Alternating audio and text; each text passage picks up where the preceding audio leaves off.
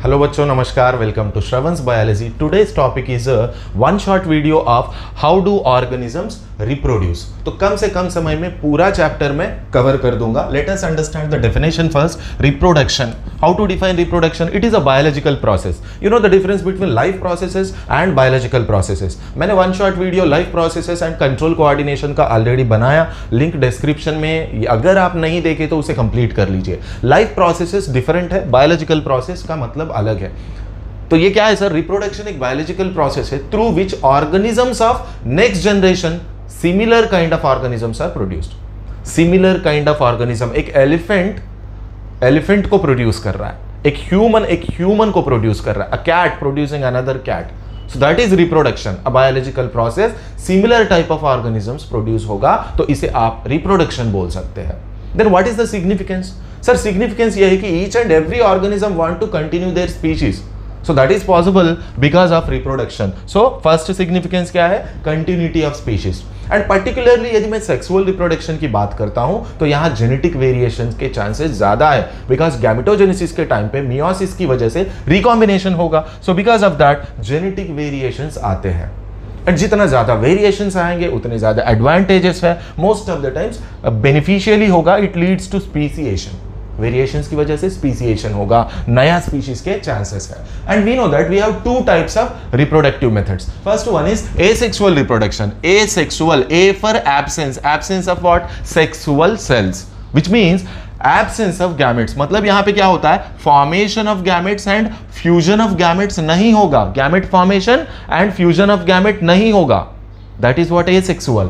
Sexual reproduction, sex, so that is sex cell formation, gamete formation होगा, gametic formation होगा, gametic fusion भी होगा। Asexual reproduction एक बहुत ही simple process है, अभी आगे आप पढ़ोगे। And generally most of the times it is uniparental, इधर बाईपैरेंटल होगा। मोस्ट ऑफ द टाइम्स क्या होता है यहाँ पे? बाईपैरेंटल होगा, टू डिफरेंट इंडिविजुअल्स हो सकते हैं मोस्ट ऑफ द टाइम्स, लेकिन यहाँ पे यूनिपैरेंटल होगा। जनरली यहाँ माइटोसिस होता है, माइटोसिस इक्वेशनल डिवीजन, और इधर क्या होगा? मियोसिस के थ्रू गैमेटोजेनेसिस होगा। अब सबसे इंपॉर्टेंट पॉइंट क्या है? एसेक्सुअल रिप्रोडक्शन की वजह से जो नेक्स्ट जनरेशन प्रोड्यूस होता है मोस्ट ऑफ द टाइम्स वो जेनेटिकली आइडेंटिकल होगा अंटिल अनलेस म्यूटेशंस। लेकिन आप वो छोड़ो म्यूटेशन का, एसेक्सुअल रिप्रोडक्शन की वजह से क्या होता है? जेनेटिकली आइडेंटिकल ऑर्गेनिजम्स होंगे, इसे हम क्लोन्स बोल सकते हैं। एसेक्सुअल रिप्रोडक्शन के थ्रू जो भी प्रोड्यूस होता है उसे आप क्लोन्स बोल सकते हैं। Genetically identical organism. इस तरफ जेनेटिकली आइडेंटिकल नहीं होगा। Gametogenesis in sexual reproduction, because of gametogenesis, because of meiosis, recombination, definitely variations are observed. In fact, variations की वजह से benefits है। Organism can adapt towards changing environment. So sexual reproduction has a greater significance. See, evolutionary importance है। यहाँ पे किसी तरह का evolutionary importance नहीं है। It is a fast process. Mitosis होता है, asexual बहुत simple process है, fast है। It is a slow process because यहाँ पे gametic formation ये सब होगा। तो focus on what? Clones का मतलब क्या है? जेनेटिकली आइडेंटिकल का मतलब क्या है? ये पॉइंट समझ गए आप। एंड एसेक्सुअल की वजह से जेनेटिक वेरिएशंस नहीं होंगे until unless mutation.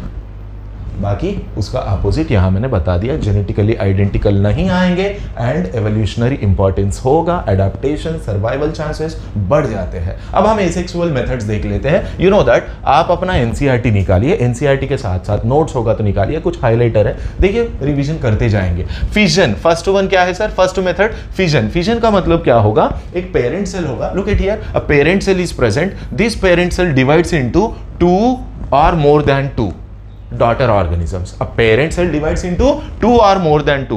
If we get 2 daughter cells, it is called as binary fission. दो मिलते हैं तो क्या बोलेंगे? Binary fission.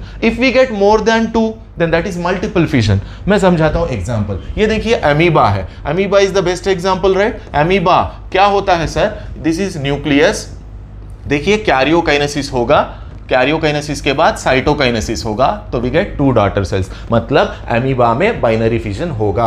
और एक एग्जांपल अमीबा के साथ आप लिशमैनिया ले सकते हो। अमीबा के साथ आप लिशमैनिया का एग्जांपल ले सकते हो बाइनरी फिजन के लिए। और एक बात, एमीबा के केस में अनफेवरेबल कंडीशन में ऐसा थिक वॉल सिस्ट फॉर्म करेगा, even amoeba can go multiple fission if it under unfavourable conditions. ये पॉइंट भी याद रखिए, under favourable condition amoeba undergo binary fission, under unfavourable condition multiple fission में जाता है अमीबा। इवन मल्टीपल फिजन का एक और example Plasmodium, Plasmodium also undergoes which is a malarial parasite, it also undergoes multiple fission. आया समझ में? Next one, bacteria also binary fission दिखाता है, ठीक है। अमीबा के बात कर, लेशमैनिया याद रखो, देन नेक्स्ट वन प्लाज्मोडियम के बारे में याद रखो। हो गया? आया समझ में? ओके, फिजन हो गया। नेक्स्ट वन, बडिंग की बात करते हैं। तो बडिंग कहां होगा? ईस्ट में बडिंग होगा। Look at here, yeast is a unicellular fungus, दिख रहा है आपको? This is yeast unicellular fungus. A bud is developed and bud का ग्रोथ होगा, then the bud detach from this parent, इस पेरेंट से ये बड डिटैच हो जाएगा, एक न्यू ऑर्गेनिज्म आता है। तो बडिंग का best example east which is a unicellular fungus. Budding even observed in hydra. Hydra में क्या है? यहाँ पे कुछ रीजनरेटर सेल्स है, रीजनरेटिव सेल्स है, सो उनसे एक बड डेवलप होगा, इस बड का ग्रोथ होगा and finally after maturity the bud detaches from this parent body and develops as a new hydra, एक नया हाइड्रा आ जाएगा। तो बडिंग के लिए दो एग्जांपल क्लियर है, ईस्ट एंड हाइड्रा। रीजनरेशन का मतलब क्या है? Lost parts are repaired. Look at here, ये प्लानेरिया है, इसमें 3 पार्ट्स आपको दिख रहा है। तो ये देखो, हेड पार्ट क्या डेवलप कर दिया? Middle piece and tail. Middle piece developing head as well as tail, the tail developing middle piece and the head. Lost parts are repaired here in regeneration. हम इवन ये lizard ऐसे कुछ organism, मतलब यहाँ पे देखिए ईच एंड एवरी पार्ट से एक होल ऑर्गेनिज्म आया। Sometimes regeneration is used in repairing of particular organ, जैसे आप बता रहे हैं ना, कोई आप लिजर्ड के केस में वो जो टेल फॉर्मेशन है, फ्रॉग के केस में ऐसे लिम्स का, मतलब ऐसे आप ले सकते हो, ठीक है। अभी के लिए आप रीजनरेशन क्या, प्लानेरिया याद रखिए। Next one, fragmentation, this is what? Spirogyra. Spirogyra में देखिए ऐसे पेरेंट बॉडी फ्रैगमेंट्स में डिवाइड होगा, like fragment 1, fragment 2, fragment 3. Each and every fragment develops into a new organism, a new Spirogyra आ जाता है। दोनों में डिफरेंस समझ गए? Last parts are repaired and here each and every fragment grows into a new organism, spirogyra. Spore formation तो हम fungus में देखेंगे, पर्टिकुलरली ब्रेड मोल्ड की बात करो, of course each and every fungus में होता है मोस्ट स्पोर फॉर्मेशन। अब यहाँ पे आपको ब्रेड मोल्ड या राइजोपस दिया है। You know that the fungal filaments, ये जो फिलामेंट्स दिख रहे हैं ना, the filaments are known as hyphae and यहाँ एक स्पोरेंजियम होगा, inside which spore mother cells undergo meiosis to produce spores. Spore formation कहाँ होता है? फंगस में होगा। सो ये एसेक्सुअल रिप्रोडक्शन हुआ। अब यहाँ पे हम वेजिटेटिव प्रोपगेशन की बात करते हैं। वेजिटेटिव प्रोपगेशन के लिए क्या एग्जांपल दिया है? Bryophyllum is given, right? Bryophyllum is the best example for vegetative propagation. Even देखिए, first of all let us understand what is vegetative propagation. एक तो आप जानते हो जो सीड लगाओगे, सीड जर्मिनेट होगा, प्लांट आएगा, फ्लावर्स आएंगे, ये सब जानते हो, वो तो सेक्सुअल रिप्रोडक्शन है। Now we are discussing vegetative propagation under asexual reproduction. ऐसा क्यों? बिकॉज यहाँ यूनिपेरेंटल है, बिकॉज यहाँ गैमेट फॉर्मेशन नहीं होगा, इसलिए वेजिटेटिव प्रोपगेशन को हम एसेक्सुअल में पढ़ेंगे। क्या होता क्या है यहाँ पे? Root, you know, root, stem, you know, leaf, plant के इन पार्ट से एक न्यू ऑर्गेनिज्म आ जाएगा।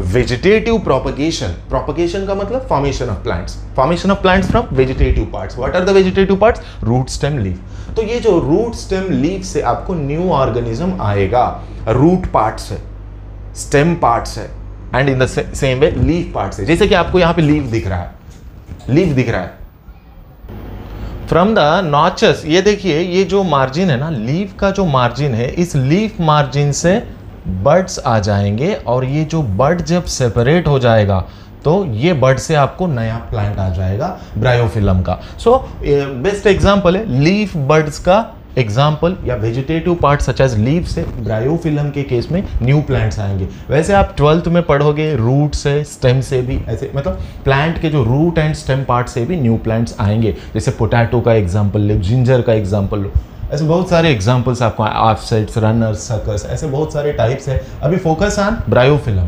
वेजिटेटिव प्रोपगेशन के एडवांटेजेस क्या है? फिर advantages we know that it is a rapid method. आप सीड लगाओगे, फिर जर्मिनेशन होगा, रूट आएगा, स्टेम आएगा, it is a time taking process. But यहाँ पे डायरेक्टली ये जो वेजिटेटिव प्रोपगेशन के through, it is a very cheap process and rapid process. Easily within short span of time maximum plants we can gate, propagation होता है यहाँ पे।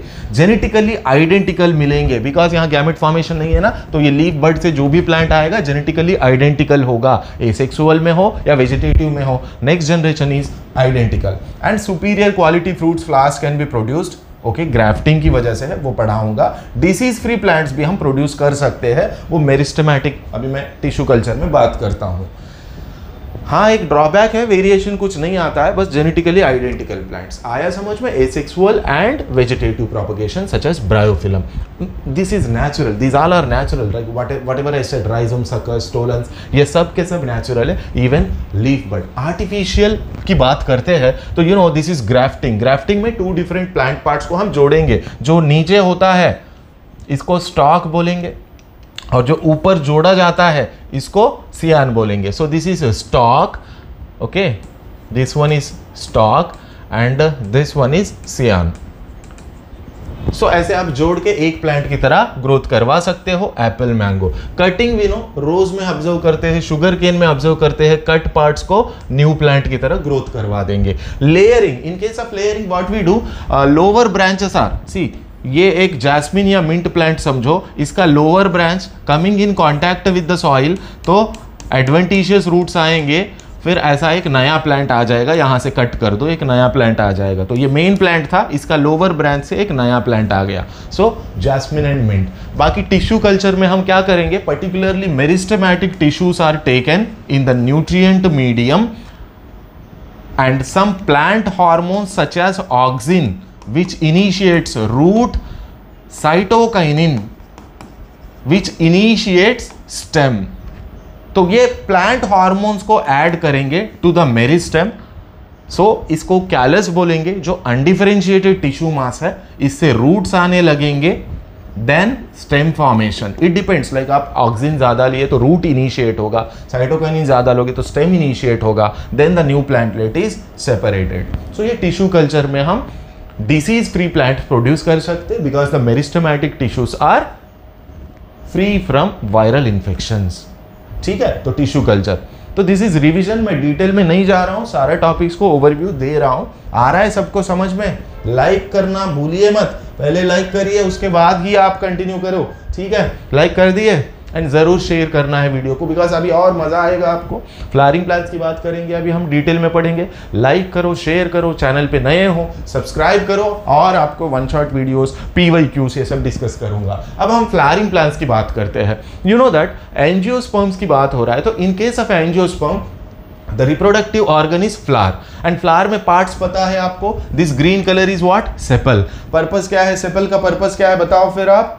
Sepals are green in colour, bud stage में flower को protect करेंगे, and these colourful bright coloured petals की बात होगा, and petals, the bright coloured petals are for attracting pollinators, and important, this is the third whorl, देखिए this is first whorl, this is second whorl, and this is third wall, and look at here, the third wall is something like this, जिसे हम बोलते हैं anther। the third wall is what, anther। आप बोलिए stamen, the wall is, the layer is stamen, या आप बोल सकते androecium, पूरा लेयर को क्या बोलेंगे, एंड्रोशियम बोलेंगे। Members are known as stamens, look at here, stamen. So ये पूरा एक स्टेमेन है, look at here, this one एक स्टेमेन है। So the androecium members are known as stamens. Stamens में क्या क्या होता है? This is anther and this one is the stack-like. Stack की बात करो, anther होगा, ये filament होगा. This is filament. And you know anther के अंदर 4 chambers होते हैं ऐसे. Microsporangia बोलिए. From microsporangia, microspores are produced. Microspores are produced. You can call them as pollen grains. Now the innermost is this one, right? मैं इधर अलग से बना देता हूँ. This is innermost. Pistil बोलो या कार्पल बोलो. Pistil, this one. इसकी बात हो रहा है, ये स्ट्रक्चर की बात हो रहा है. Pistil या carpel. So this is pistil या carpel. So this part is आपको लेबलिंग में पूछ सकता है A B C.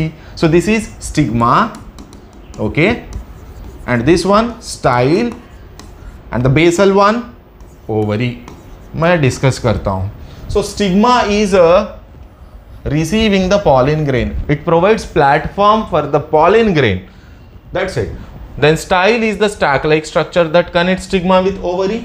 And ovary is the basal bulged portion. You know, after fertilization, ovary develops into fruit, and inside the ovary we have ovules. Ovules होंगे, ovule future में seed बनेगा. So floral parts clear, sepal, petal, androecium, gynoecium. या आप ऐसे बोलो calyx. एक layer की बात करते हो. Look at here, calyx, corolla, androecium, gynoecium. In this way 4 whorls. उसके बाद मैंने क्या बताया, calyx के members को sepals बोलो, कोरोला के मेंबर्स को पेटल्स बोलो, एंड्रोशियम के मेंबर्स को स्टेमेन्स बोल सकते हैं आप, स्टेमेन, एंड गाइनोशियम के मेंबर्स को पिस्टल या कार्पल बोल सकते हैं. मेंबर्स क्लियर हो गया. एंड मैंने बोला इसका यहाँ से पॉलन ग्रेन्स आएंगे from the anther. Pollen grains are produce. See यहाँ पे डेवलपिंग पॉलन ग्रेन आपको दिखता है, एंड पिस्टल है यहाँ, ओवरी, ओव्यूल, ये सब मैंने बता दिया. अब हम फ्लावर्स की बात करेंगे तो यूनिसेक्सुअल फ्लावर्स क्या होते हैं. Look at here, this is only, this flower is having stamens, इसलिए इसको स्टैमिनेट फ्लावर बोलो. It is called as staminate flower because इसमें देखो सिर्फ स्टेमेन्स दिख रहे. This is male structure, right, this is male structure. So इसे staminate flower बोलो. यूनिसेक्सुअल फ्लावर, यूनिसेक्सुअल का मतलब ओनली स्टेमेन होगा, अदरवाइज पिस्टल होगा. So this is unisexual flower. This one also unisexual because look at here, इस flower के अंदर सिर्फ पिस्टल है, दिख रहा है आपको, यस, ओनली पिस्टल है. और this is bisexual, both the sex organs are present, androecium, gynoecium.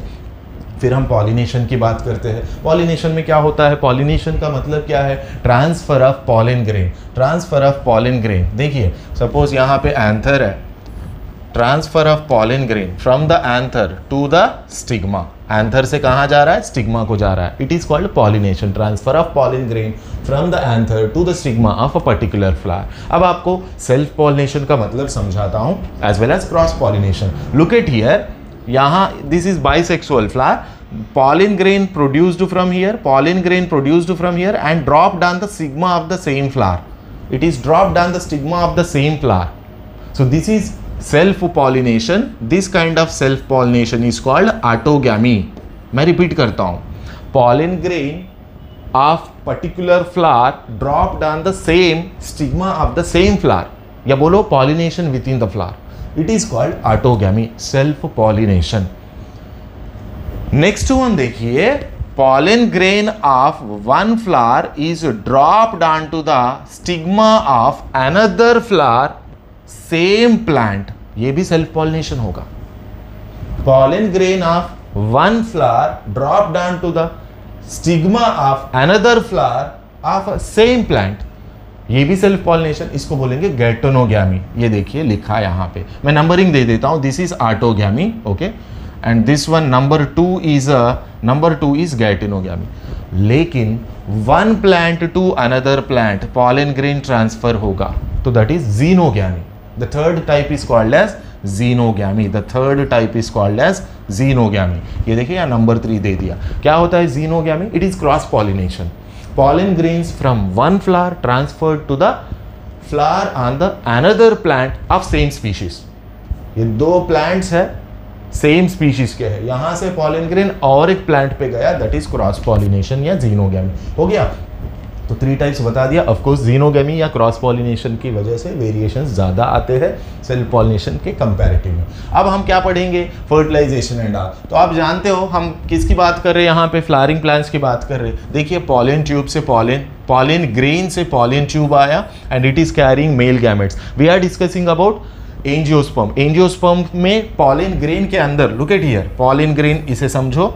So we have 2 male gametes here. 2 male gametes होते हैं, तो कुछ इस तरह समझिए, 1 and 2, ये 2 है. तो जब पॉलन ट्यूब आ रहा है, तो ये 2 मेल गैमेट्स जाएंगे.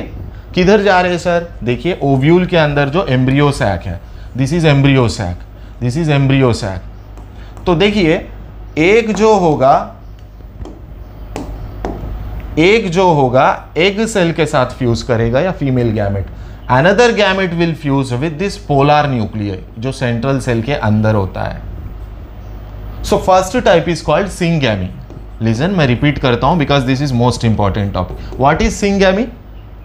One male gamete जो दिख रहा है आपको यहाँ पे, a male gamete fusing with what? egg cell या बोलो female gamete. Male gamete is N, female gamete is N, that results in the formation of a 2N structure, that is zygote, and this process is called as syngamy. See the second male gamete, मैं बोला pollen grain में 2 male gametes होते हैं. So the second one is fusing with polar nuclei. How many? 2. तो इसे हम बोलेंगे triple fusion. So triple fusion. What is triple fusion now?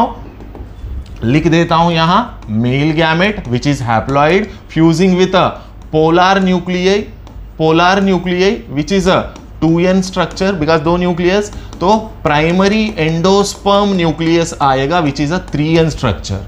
तो slowly this egg cell become zygote. As I said, fertilization की वजह से zygote बना, तो जाइगोट फ्यूचर में क्या बनेगा? एम्ब्रियो बनेगा. जाइगोट बिकम एम्ब्रियो, मतलब यहां पे एम्ब्रियो फॉर्मेशन हो जाता है. ये पूरा एम्ब्रियो होगा, बाकी सेल्स हट जाएंगे, ओनली एम्ब्रियो.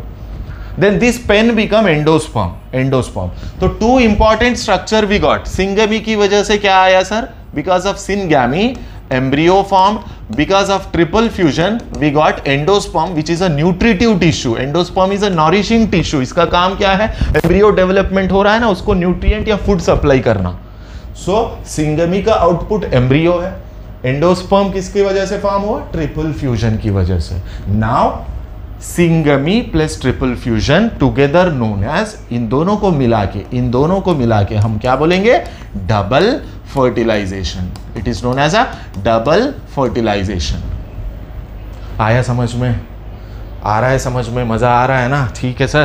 तो ये हो गया syngamy, triple fusion and double fertilisation. यहाँ फिगर्स बहुत अच्छे से दिख रहा है. Look at here, 2 male gamete है, एक एग सेल के साथ फ्यूज किया, दूसरा जो है ये देखिए पोलर न्यूक्लियस के साथ फ्यूज किया. तो यहाँ पे क्या फॉर्म होगा? This one is becoming zygote. See, and यहाँ पे ये वाला सेकंड न्यूक्लियस फ्यूज होने की वजह से एक 3N structure endosperm fuse form हुआ. This is embryo cell. Now fertilization is done, double fertilization is done. After fertilization जो ओव्यूल था, look at here, the ovule क्या बनेगा? सीड बनेगा. ओवरी क्या बनेगा? फ्रूट बनेगा. आया समझ में? बाकी floral parts like sepals, petals, स्टेमन, ये सब हट जाएंगे, they get fall of. Now seed की बात करो. सीड में क्या होते हैं? सीड में कॉटिलिडन्स दिख रहे हैं आपको? यस.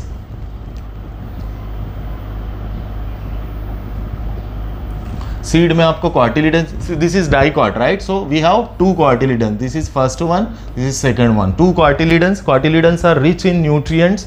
एंड कॉटिलिडन्स के साथ look at here, this is embryonal axis. Upper part is plumule से क्या आता है? Stem. The lower part of embryonal axis is radical. Or for root आ जाता है. Then seed is covered with seed coat. ये भी पॉइंट याद रख सकते हो. And the hilum is a scare, supply of oxygen, nutrients, gaseous exchange type समझ सकते हो आप. माइक्रोपाइल के थ्रू होता है. जो ओव्यूल बिकम सीड, राइट? तो ओव्यूल के पार्ट्स आपको यहाँ सेम टू सेम दिख जाएंगे. अब ओव्यूल के पार्ट में आता हूँ, जब ओव्यूल एक्सप्लेन करता तो वहाँ पे आपको देखिए, इन सब का वीडियोस है, लिंक मैं डिस्क्रिप्शन में देता हूँ. कुछ टॉपिक्स का मैंने डिटेल वीडियोस बनाया है, उसमें देख लीजिए. तो डाइकॉट सीड समझ गए? Dicot seed, seed coat, cotyledons, embryonal axis, plumule and radicle, ये मेन पार्ट्स है. Focus on double fertilisation. बाकी मैंने सेल्फ पॉलिनेशन, क्रॉस पॉलिनेशन की बात किया, floral parts, unisexual, bisexual. And मैंने बोला यहाँ पॉलिनेशन है ना, पॉलिनेटर्स होंगे. पर्टिकुलरली क्रॉस पॉलिनेशन में one plant to another plant of same species. कौन लेके जा रहा है? आप लेके जा रहे हो क्या? नहीं ना सर, यहाँ पे होते हैं पॉलिनेटर्स. तो कौन है पॉलिनेटर्स? पॉलिनेटर्स कौन हो सकता है सर? यहाँ पे लिख देता हूँ मैं, जस्ट ओवरव्यू दे देता हूँ पॉलिनेटर्स का. तो pollination performed by whom? Pollinators. So who are pollinators here? Pollinators can be abiotic such as wind and water. इन दोनों में कौन सा कॉमन है? Wind is a common in दोनों में. लेकिन मोस्ट कॉमन क्या है? बायोटिक. बायोटिक का मतलब लिविंग ऑर्गेनिज्म. बायोटिक में कौन कॉमन है? इंसेक्ट. इंसेक्ट में कौन कॉमन है? बीज, फ्लाइज की बात करो, बटरफ्लाई हो, फ्लाई हो, मॉथ हो, मतलब ऐसे बहुत सारे insects are common and most common pollinators are bees बोल के समझ जाइए। तो ये हो गया प्लांट रिप्रोडक्शन। अब हम ह्यूमन रिप्रोडक्शन की बात करते हैं। ह्यूमन रिप्रोडक्शन की बात करेंगे तो ह्यूमन रिप्रोडक्शन में हम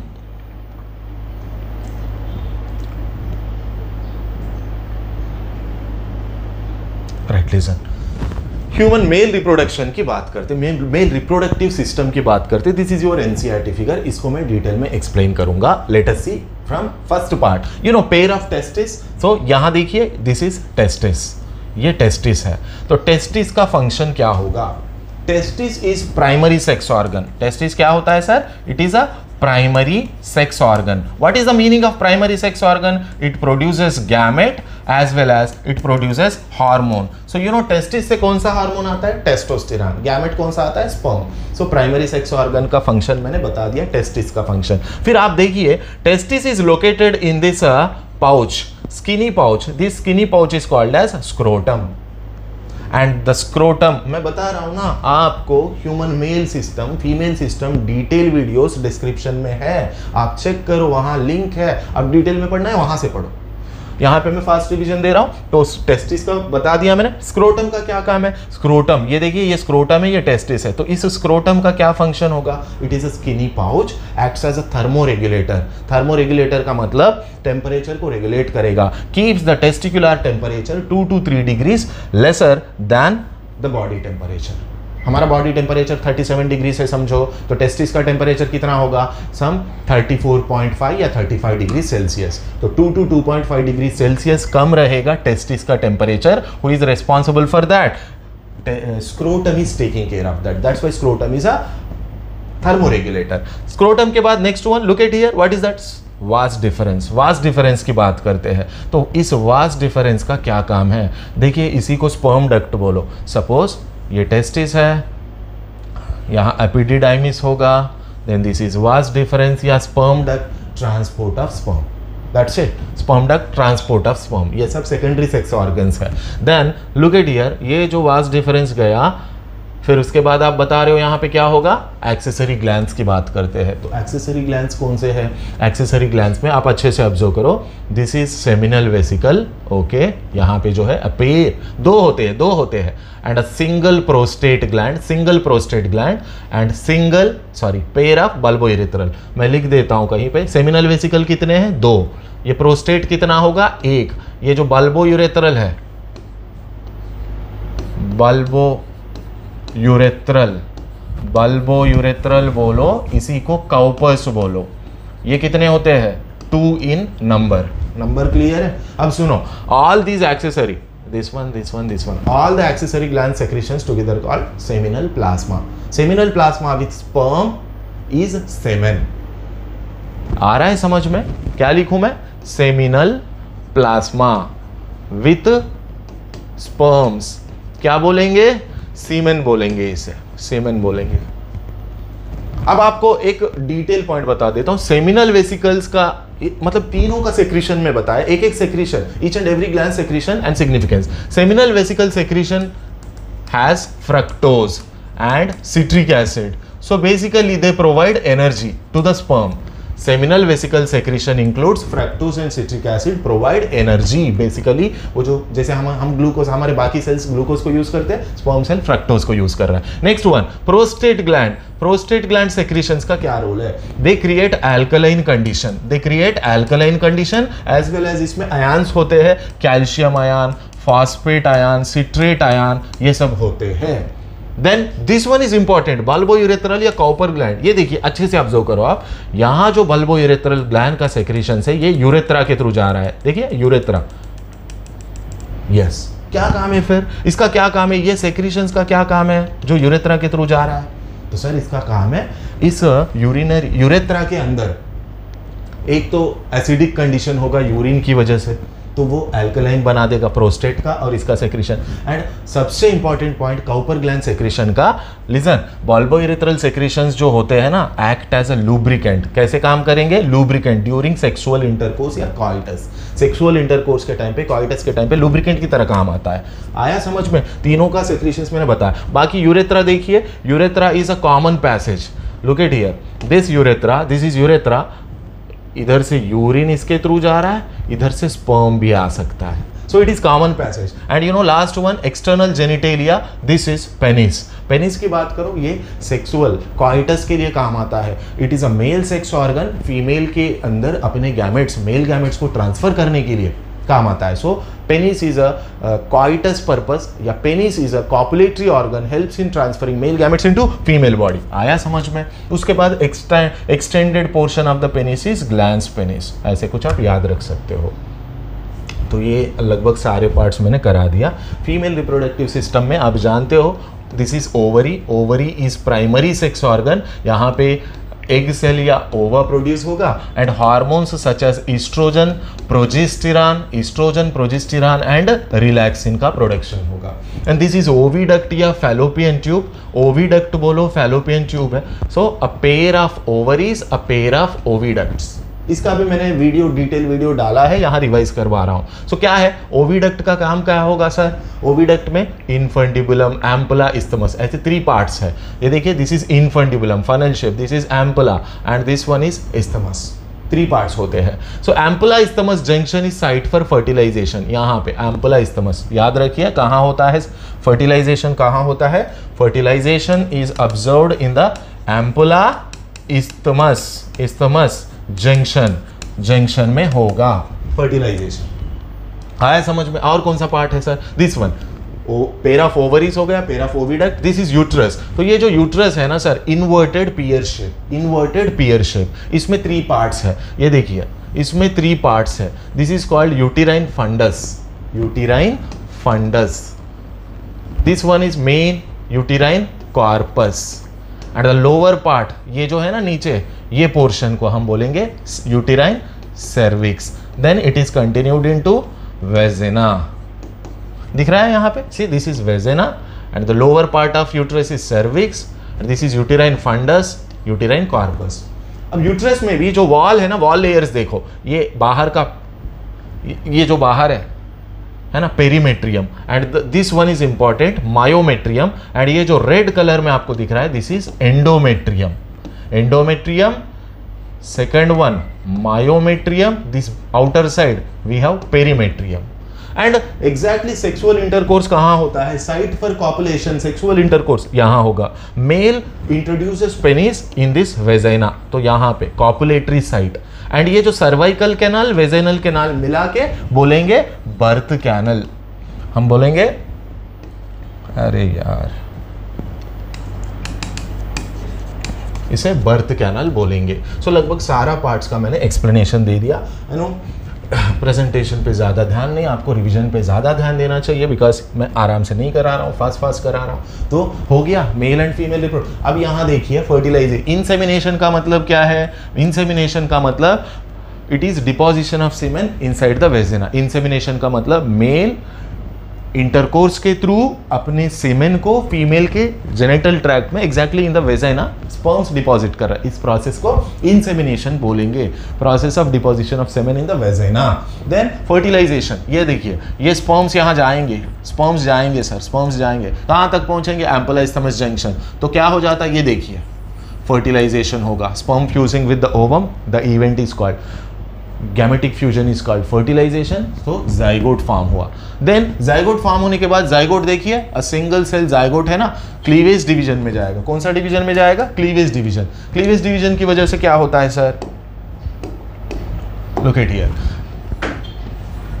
2 सेल्स, 4 सेल्स, 8 सेल्स, 16 सेल्स, ऐसे cleavage division sir, mitotic division ऐसे बढ़ता जाएगा। And at the stage of blastula या ब्लास्टोसिस्ट, डे 7, एग्जैक्टली फर्टिलाइजेशन होने के 7 दिन के बाद इम्प्लांटेशन होगा। Exactly after 7 days of fertilization implantation is observed. So this is blastula और ब्लास्टोसिस्ट। यूट्रस लाइनिंग पे अटैच होगा एंड पूरी तरह से एम्बेड हो जाएगा। This event is called implantation, तो इम्प्लांटिंग स्ट्रक्चर का नाम क्या है? ब्लास्टोसिस्ट या ब्लास्टुला। कितने दिन के बाद हुआ जाइगोट फॉर्म होने का? 7 डेज के बाद इम्प्लांटेशन होगा, 7 डेज के बाद इम्प्लांटेशन होगा। And cleavage division sir, mitotic division, number बढ़ता जाएगा सेल्स का, जाइगोट डिविजन्स में जाएगा, तो ये सब बता दिया।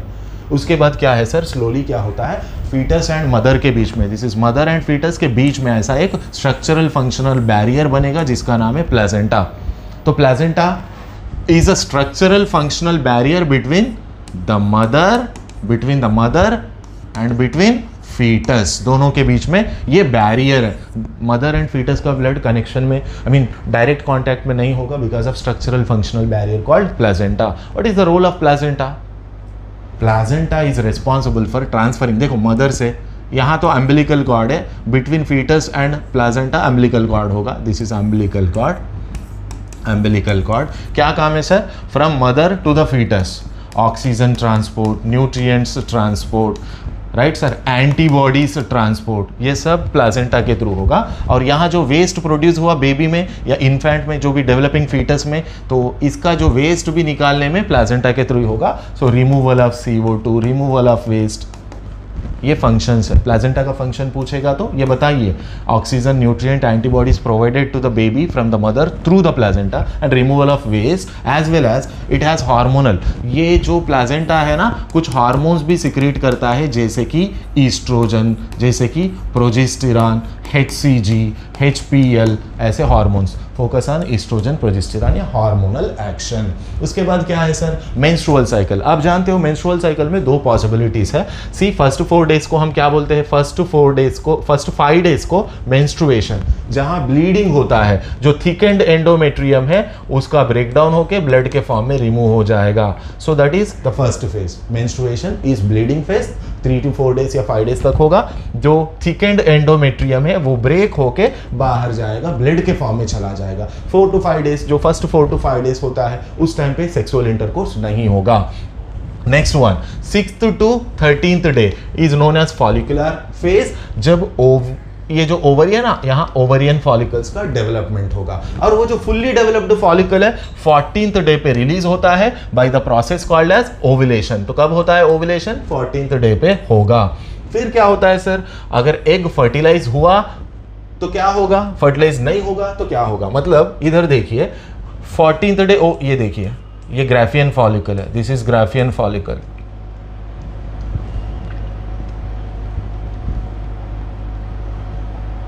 Right, this is Graafian follicle. यहां से ओवम रिलीज हुआ, ये ओवम पहुंच जाएगा कहां? 14th डे या 15th डे, ऐसा कुछ समझिए, ओव्यूलेशन होने के बाद।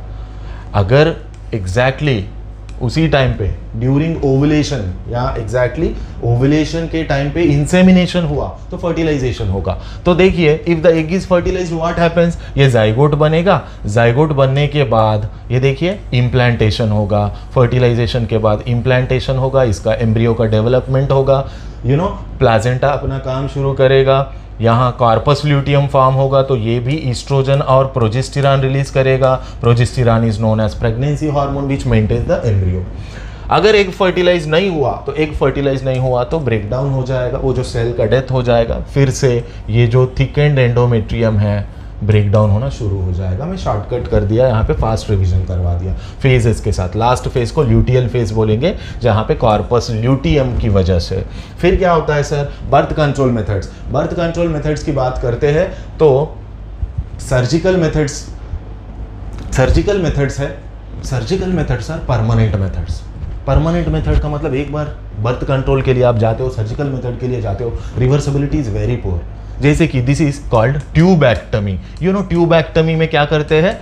ये देखिए, जो फैलोपियन ट्यूब्स है इसको कट करके लाइगेट कर देंगे, तो जो ओवम रिलीज हुआ बस यहीं रुक जाएगा, वो वहीं मर जाएगा, मतलब कांटेक्ट नहीं होगा, फर्टिलाइजेशन का चांस ही नहीं है। And this is called vasectomy. Vasectomy में क्या होता है? इन केस ऑफ वैसेक्टमी, वास डिफरेंस दोनों तरफ कट करके लाइगेट कर देंगे, gamete transfer is prevented. So because of this surgical method gamete transfer नहीं होगा, फिजिकल कांटेक्ट ऑफ गैमेट नहीं होगा। ये परमानेंट मेथड है, यहाँ पे स्टेरिलाइजेशन मेथड भी बोल सकते हैं, और सक्सेस रेट ज़्यादा है बर्थ कंट्रोल के लिए।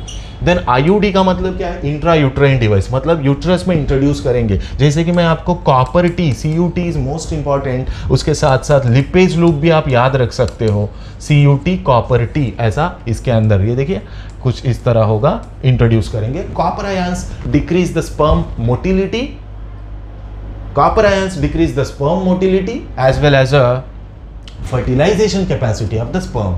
और याद रखो ये कॉपर टी की वजह से आप बर्थ कंट्रोल कर सकते हैं, लेकिन सेक्सुअली ट्रांसमिटेड डिसीजेस को प्रिवेंट नहीं कर सकते। Oral pills or oral contraceptive pills such as Saheli is the best example. Oral contraceptive pill Saheli, once in a week पिल, इससे भी आप बर्थ कंट्रोल कर सकते हो। कंटिन्यूअसली 25 डेज लेना होगा। नेक्स्ट वन, ओरल पिल्स के बाद इमरजेंसी पिल्स होते हैं जो 72 आवर्स के अंदर लेना होता है, तो फिर आप प्रेगनेंसी प्रिवेंट कर सकते हैं। फिजिकल या बैरियर मेथड्स की बात करो तो जैसे कॉन्डोम्स मेल के लिए, फेमिडोम्स फीमेल के लिए, और सर्वाइकल कैप, वॉल्ट कैप, ये सब होगा। तो वो बैरियर से क्या फ़ायदा है? जैसे कॉन्डोम बोला मैंने, जैसे कि मैंने कॉन्डोम बोला तो ये कॉन्डोम समझो। फेमिडोम की बात करो, फेमिडोम्स ये फिजिकल मेथड्स है, फिजिकल बैरियर्स है, ये बर्थ कंट्रोल कर सकते हैं as well as they prevent STDs and they are providing privacy, they are self inserted. और STD में वायरल STD सच एज आप एड्स याद रख सकते हो, जेनेटल वार्ट्स याद रखो, जेनेटल हर्प्स याद रखो, है ना, जेनेटल वार्ट्स, जेनेटल हर्प्स, एड्स याद रखो। बैक्टीरिया के लिए आप क्या याद रखोगे? सिफिलिस याद रखोगे, गोनोरिया याद रखोगे, ये सब STDs। तो मैंने कंप्लीट किया, कंप्लीट चैप्टर को एक सुपर फास्ट वे में आपको रिवाइज करवा दिया। वीडियो को लाइक करिए, ज़्यादा से ज़्यादा शेयर करिए, ज़्यादा से ज़्यादा वन शॉट वीडियो शेयर करिए। मैं PYQs लेके आऊँगा आपके लिए, और भी जितने भी वन शॉट चैप्टर्स बचे हैं, हेरिडिटी, ये सब लेके आऊँगा। तो शेयर करना मत भूलिए, subscribe to the channel and click the bell icon. Thank you.